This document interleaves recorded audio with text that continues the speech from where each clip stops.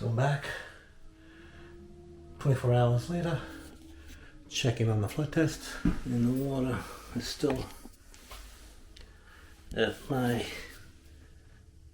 level there, so that's a pass.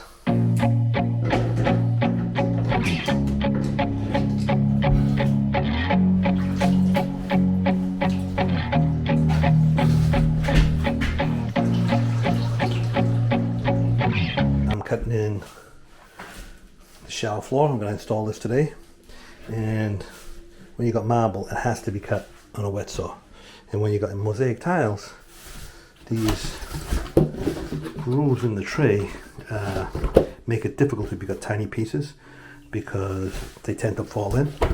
So what you do is you get a piece of foam board, you raise the blade so it just barely cuts into it, and that way the tile is supported on both sides,